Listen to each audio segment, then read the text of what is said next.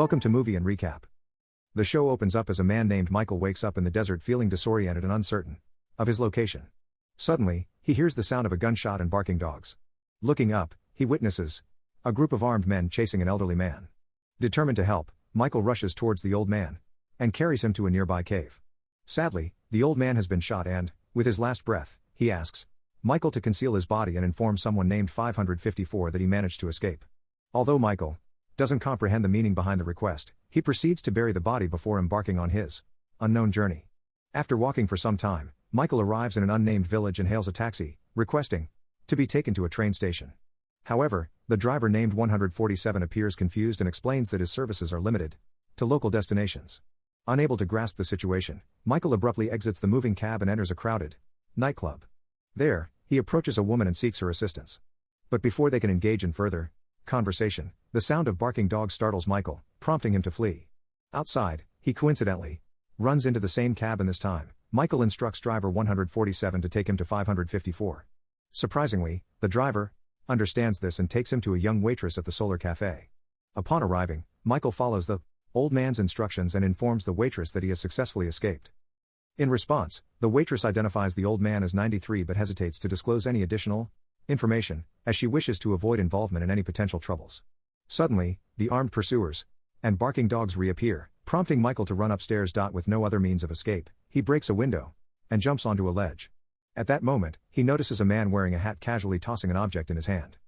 The next second, Michael suddenly loses consciousness and falls from the ledge. After some time, he wakes up in the village hospital and discovers that the doctor treating him is none other than the woman he encountered at the nightclub, referred to as Dr. 313.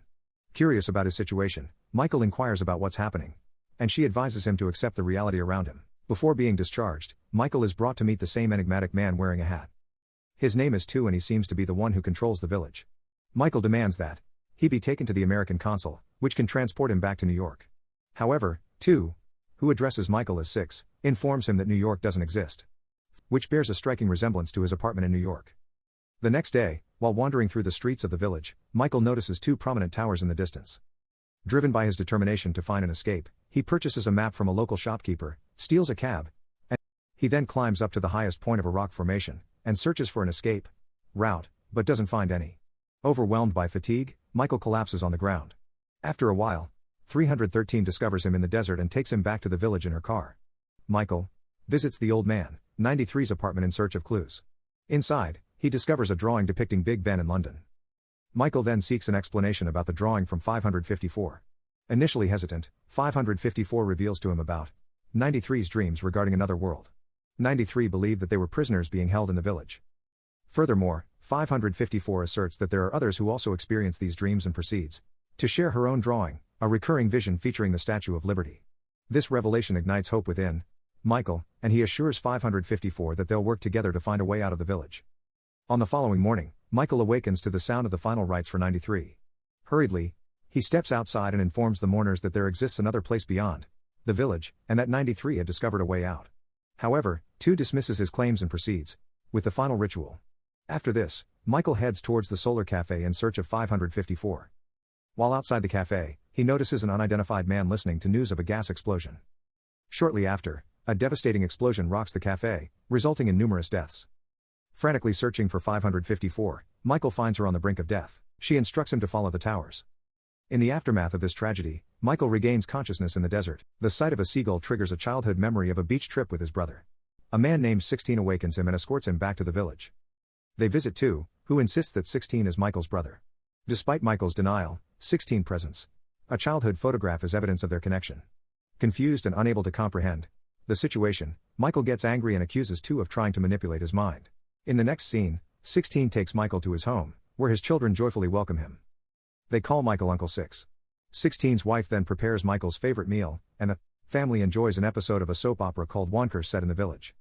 Later, in a private conversation, 16 manages to persuade Michael to consider attending therapy sessions. Meanwhile, Tu is in his mansion, tending to his bedridden wife. He administers 3 different colored tablets to her, but the nature of these medications remains unknown. Tu has a son named 11 to 12, who frequently spies on his father, in an attempt to uncover the purpose behind those medicines. Elsewhere, Michael attends a therapy session conducted by a psychiatrist named 70, along with his alter ego, Shadow 70. During the session, Michael opens up about the seagulls he saw in the desert, triggering memories of a childhood beach trip with his brother.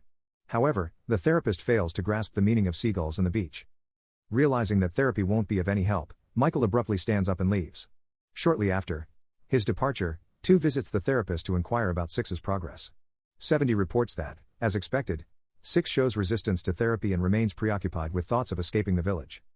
Later that day, 16 takes Michael to work as a sightseeing bus driver. Michael is nervous as he hasn't driven such a bus in his life, but his brother is pretty sure that he can handle it. Michael takes the wheel and provides a guided tour of the village to the passengers, while 16 offers commentary on the various sites. Eventually, Michael drives the bus towards the desert, where they stumble upon an anchor partially buried in the sand. Michael assumes it is from a ship, suggesting the presence of an ocean nearby. However, 16 dismisses it as a desert illusion and leads Michael to an abandoned train station, triggering memories of their childhood playtime there. They refer to the place as the edge of the world, which strikes a chord with Michael. At that moment, a passenger approaches them and shares her experience of hearing the sound of the ocean during her initial visit. The next day, Michael takes number 313 to the ruins and expresses a peculiar connection to the location. Trusting his instincts, he discovers an old box containing a childhood note he had written. 313 regards it as evidence of the village's reality, but Michael remains skeptical, considering it's a trick. Later that night, he has a vision of his time in New York City, where he encounters a woman named Lucy. In the vision, Lucy approaches him to borrow his phone, and as they chat, Michael invites her to his place. While exchanging personal information, Michael reveals that he used to work as an analyst for a company called Sumacor but resigned after noticing unusual changes in people. Here, we learn that Sumacor is experimenting with their new creation, a simulation village where people who are suffering from problems can live a peaceful and happy life. Upon hearing this, Lucy discloses that she also works for Sumacor and informs him that the company still has control over him. Sunny day in the village, the tour bus makes a stop at Tu's mansion. Unexpectedly, both Tu and his son board the bus, making an announcement that a lucky family will be awarded a holiday trip to Escape Resort. The winner happens to be 16. As a result, 16, along with his family, including Michael, embark on their journey towards Escape Resort the following day.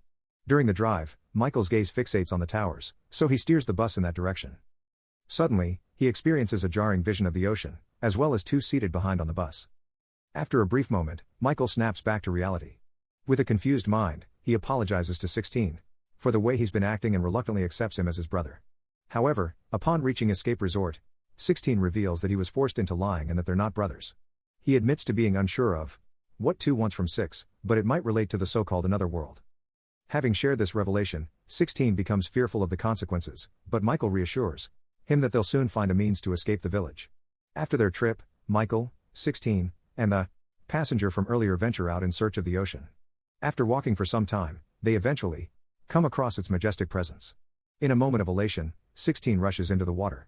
Michael tries to stop him, but it proves too late as a glowing rover attacks, causing 16 to drown. This incident triggers a sense of panic within Michael, prompting him to return to 16's home and deliver the devastating news of his demise. However, to Michael's bewilderment, the family appears unaffected by the tragedy. In the next scene, Michael once again finds himself lying in the desert, and this time, he is approached by a guy named 909, who leads him back to 2. The latter introduces 909 as an undercover agent and proposes that Michael collaborate with him to spy on other covert cells within the village. This way, Michael can reach other fellow dreamers, those who still retain memories of the outside world. Although skeptical of it being another trap, Michael recognizes the potential benefits for himself and agrees to the proposition. Their first assignment involves monitoring a school teacher named 1955, who is suspected of being a dreamer. To carry out their task, Michael poses as a teacher and keeps a watchful eye on the classroom.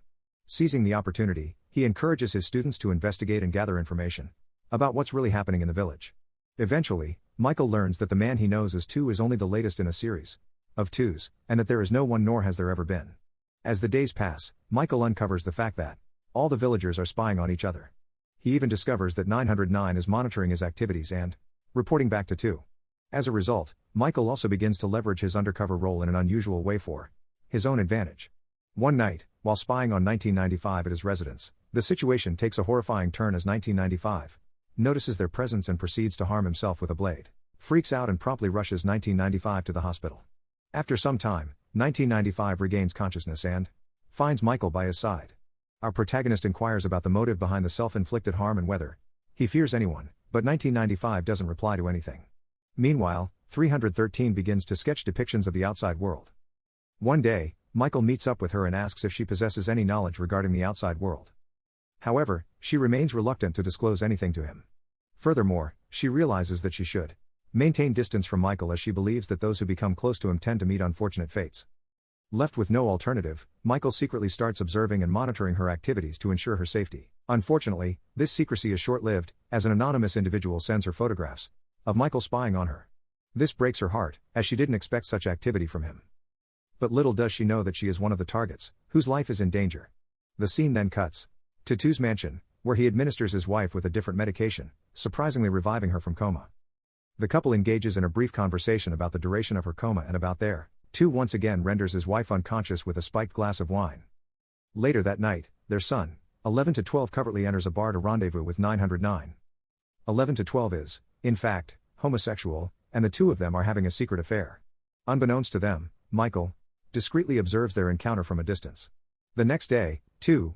Monitor 909, as his recent behavior has raised suspicions and casts him as a potential suspect. Subsequently, Michael visits 909's place and discovers that 11 to 12 is present there as well. He confronts them, questioning whether they were the one who sent the spying pictures to 313. When the pair hesitates to answer, Michael resorts to blackmail, forcing them to keep 313 out of all this, or else he'll expose their secret relationship. However, Michael remains oblivious to the fact that 313 is already held captive in a dark tunnel alongside other dreamers. Later, 11 to 12, who fears being exposed, brutally kills 909 by stabbing him. Shortly after learning of 313's abduction, Michael swiftly rushes to her aid, heading towards the tunnel where people are treated or engulfed by a radiant rover. Within the tunnel, he comes across a young girl named 1100, who assists him in locating 313. It's then revealed that 1100 is one of the students from the village school who had been spying on both 6 and 2. This is why she has also been locked up here. But luckily, the trio successfully navigates their way out of the tunnel. The scene then flashes back to the past where Michael is conversing with Lucy. During their discussion, Lucy reveals that the people Michael observed undergoing unusual changes are the ones being transported to the village world. She further asserts that Michael himself is on the brink of experiencing the same fate. Offended by her words, Michael asks her to leave him alone. Before departing, Lucy writes her contact number on his table, urging him to reach out if he ever needs assistance. After some contemplation, Michael realizes that Lucy is the only person who can offer him help, prompting him to make a call. Surprisingly, her phone rings just outside his door. Upon checking, he discovers Lucy lying unconscious on the floor. He then helps her to get up and takes her back to his room. As she regains consciousness, the two end up getting intimate. Back at the present, Michael awakens in his house only to discover a news announcement regarding his appointment with the Modern Love Bureau, where he will be matched with an ideal soulmate. Additionally, he finds an appointment card placed outside his door. Curious, Michael visits the bureau, where he is paired with a blind woman labeled as 415, who exactly resembles Lucy. Following this arrangement, the new pair meet at a restaurant to get to know each other better. Michael knows that she is Lucy, but 415 has no recollection of life outside the village. Nevertheless, she appears to enjoy Michael's company in their first meeting. After conversing for a while, Michael invites her to his place, the same way as he had done in the past. At home, as they're about to share a kiss, Michael suddenly experiences a vision of their past intimacy, which unsettles him. In response, he inadvertently refers to her as Lucy, causing her to get angry and abruptly leave. Elsewhere, 11 to 12 steals 3 differently colored medications from his father's safe and brings them to 313, asking her help in determining their purpose. After conducting an examination, 313 reveals that one of the pills is a sleeping tablet, while the contents of the other 2 remain unknown. At the driver, 147's residence, Michael enjoys a drink with the family. Shortly after, they discover a deep, dark hole in their garden. Uncertain about its nature, 147 quickly reports it to the relevant authorities. In the midst of their concern, 147's young daughter cycles towards the hole and tragically falls into it. Wondering if 2 can help, Michael rushes to inform him of the devastating incident. However, 2 dismisses the hole as a mere anomaly due to weather conditions. It becomes evident that similar, mysterious holes have appeared in other parts of the village as well. As a measure to address this issue, pigs are distributed to residents, as their breath is believed to stabilize the atmosphere. Later, Michael and 415 are brought to the clinic, where 313 is instructed to proceed with the process of genetic manipulation. 313 is hesitant, as she has feelings for Michael, but she is forced to comply because 2 can punish her for being a dreamer. Here, it's revealed that new couples are formed via gene alteration, intentionally making them fall for each other. The scene then cuts to the wedding ceremony of Michael and 415. In an attempt to prevent the marriage from taking place, 313 approaches Michael and kisses him in front of everyone. This act shatters 415's heart, leading her to flee from the wedding venue. Michael follows her to console her, and during this, it suddenly dawns on him that 415 was simply pretending to be blind. Enraged, he presses her to reveal her true identity, and the latter finally confesses that she is Lucy. It turns out that Lucy is aware about the ongoing connection between the real as well as the village world. She further reveals that two brought her to the village for only one mission. She had to fall in love with Michael and then break his heart. However, she now expresses relief that he has been freed from her manipulations. Devastated by this revelation, Michael leaves the venue and walks back home. Along the way, he notices 147 standing near the mysterious hole.